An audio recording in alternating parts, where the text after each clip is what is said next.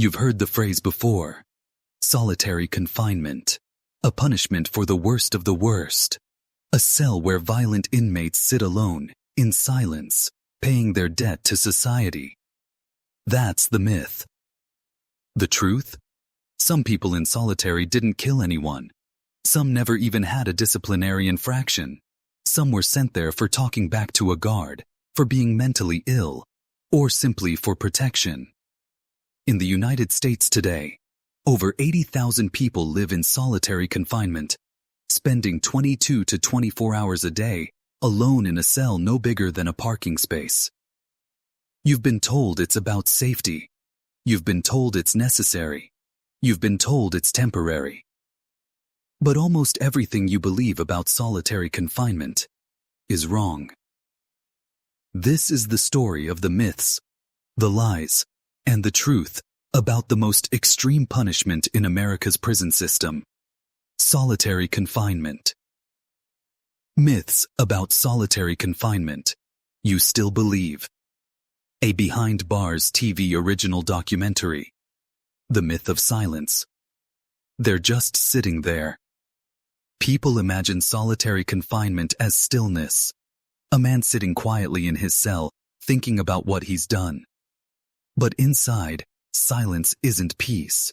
It's pressure. Inmates describe hearing voices that aren't there. Some pound on doors for hours. Others scream until their throats bleed, just to remind themselves they still exist. In 2014, California inmate Todd Ashker, confined at Pelican Bay's security housing unit for over 20 years, said it best. Solitary confinement cells are designed to crush stimulation. No view of the sky, no conversation, no touch. Even the meals slide in through a slot. But this isn't quiet reflection. It's sensory deprivation. And neuroscientists say it changes the brain, literally shrinking the hippocampus, which controls memory and emotional regulation. The myth says they're just sitting there. The truth is, they're unraveling. The myth of safety. It's for violent inmates. Another myth. Solitary confinement keeps staff and inmates safe by isolating dangerous offenders.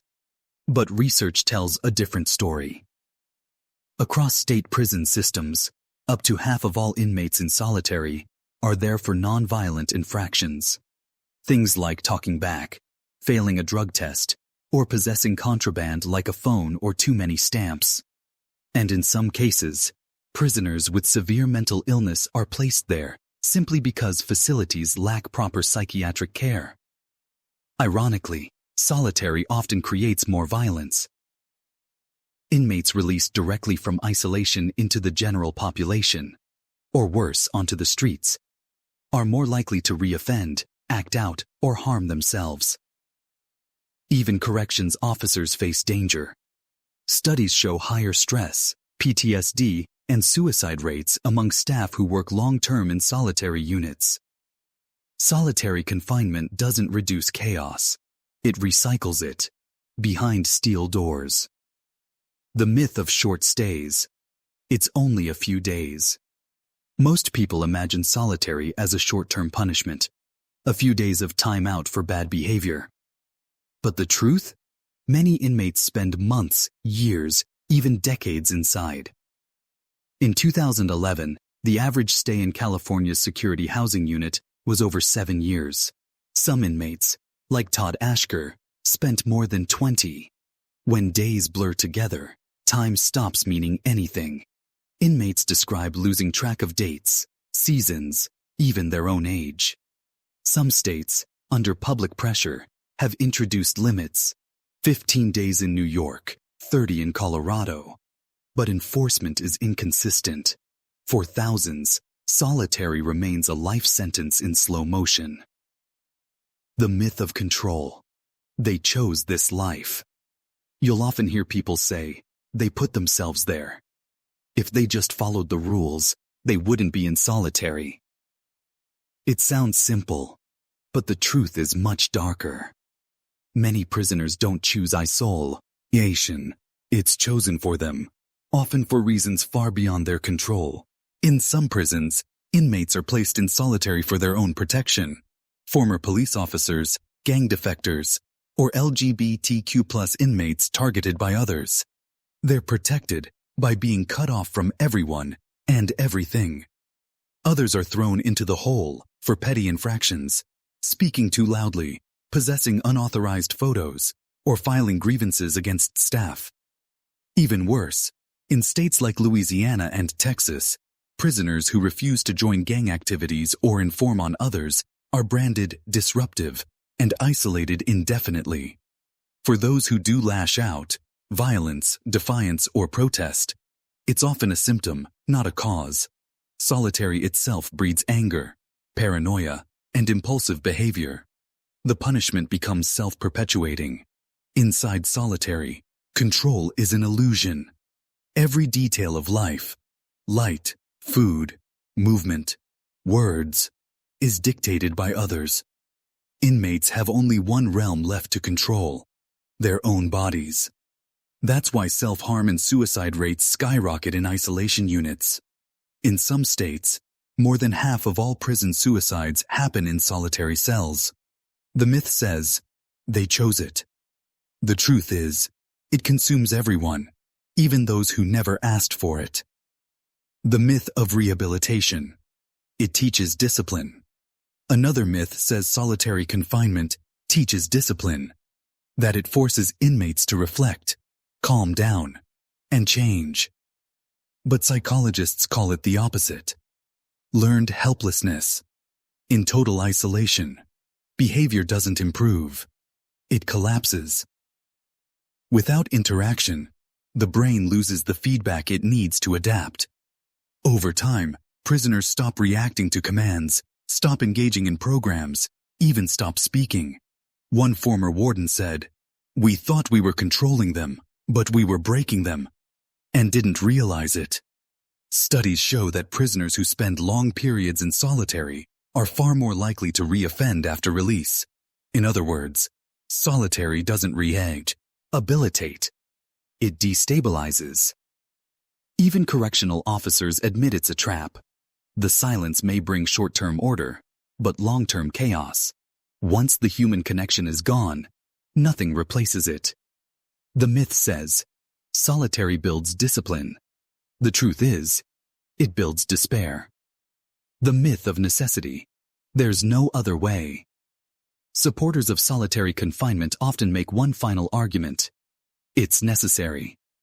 Without it, prisons would be uncontrollable. It's true. The modern solitary system was born out of fear. After deadly riots at New Mexico State Penitentiary and USP Marion, officials believed isolation was the only answer. But now, decades later, evidence says otherwise. In states like Colorado, prison officials cut solitary confinement by over 80%, and violence dropped. In Maine and Mississippi, reforms that replaced isolation with therapy and structured programs led to calmer side-by-side chart animation. Less solitary equals less violence. Prisons and safer staff. Yet change is slow. Many systems resist reform out of habit, fear, and politics. Solitary confinement remains a reflex, not a necessity. It's the bluntest tool in a system afraid to evolve. The voices from the box. Behind every statistic, there's a voice.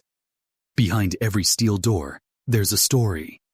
And in solitary confinement, those voices are often the only thing left that connects a human being to the outside world. Letter number 1. Time doesn't move here. I've been in this cell for 6 years. I can't see the sky from my window. I talk to the ants that crawl through the cracks because they're the only living things that visit me. Sometimes I think the walls breathe. Sometimes I think I stop breathing. This letter came from a man in Virginia. He was sent to solitary for refusing orders. He stayed there for over 2,000 days. He wasn't a killer. He wasn't an escape risk. He was mentally ill, and the cell became his asylum. Letter number 2. The voices. There's a man in the next cell. I've never seen his face. I know him only by his voice when he taps on the wall. We made a language with knocks and whispers. When the guards found out, they threatened to take my male privileges. Even connection, the most human instinct, becomes contraband. For many, those small acts of communication are what keep them alive. Psychologists call this cell-to-cell coping. The system calls it disruption. Letter number 3. Light. When they turn off the lights at night, I see shapes in the dark. Faces that aren't there. I close my eyes, and I still see the cell. I open them, and I still see the cell. I can't remember what outside looks like. The brain isn't built for monotony.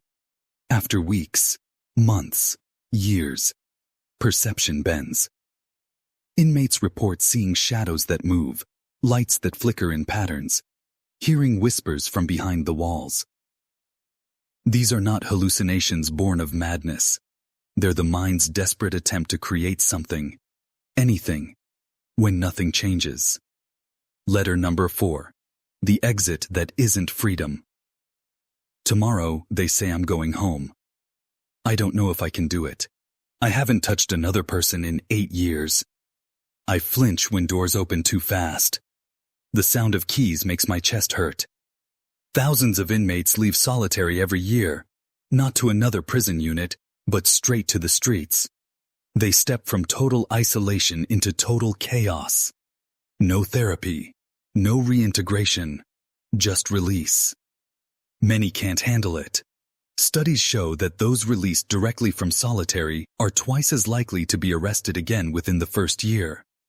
When the system shuts them away, it doesn't heal them.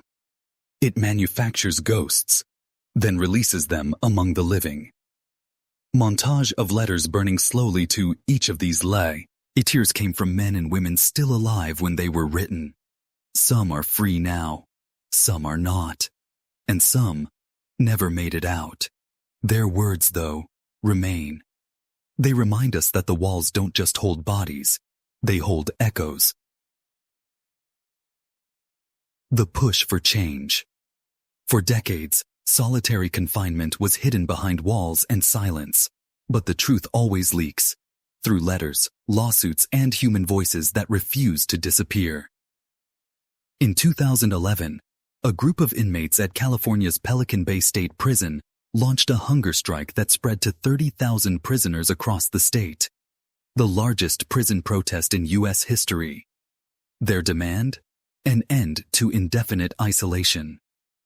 The strike forced lawmakers and the public to confront a system that most didn't even know existed. By 2015, California began dismantling its long-term solitary units under legal pressure from Ashker versus Governor of California. Other states followed. Colorado cut solitary confinement by more than 80%. New York limited stays to 15 days. Connecticut, Maine, and Washington are experimenting with therapy-based alternatives. But the fight isn't over.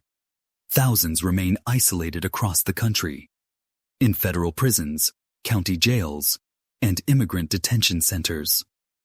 The myth of control still holds power. And change, like freedom itself, comes one cell at a time. The human cost of silence. In the end, solitary confinement is not about silence. It's about what silence does to people. When the noise stops, when the light never changes, when every human face becomes a memory, something inside begins to fade. Not just the will to fight, but the very sense of being alive.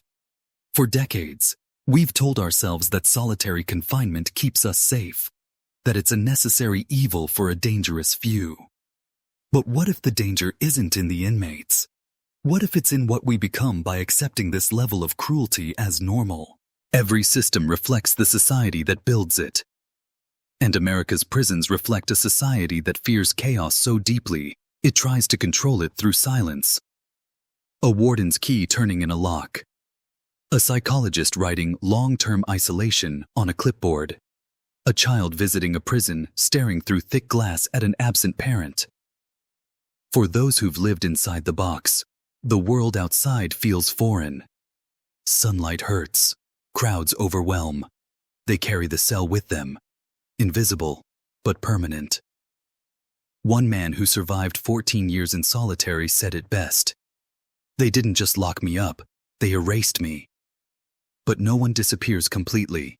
Every letter, every protest, every story told pulls back the curtain just a little more. The truth about solitary confinement isn't about myths anymore. It's about choice.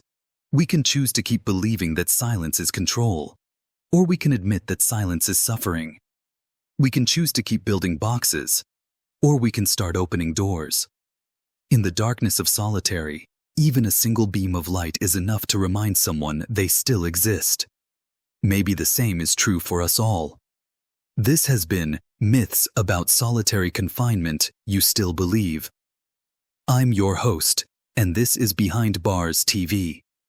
Don't forget to subscribe, not just to the channel, but to the truth.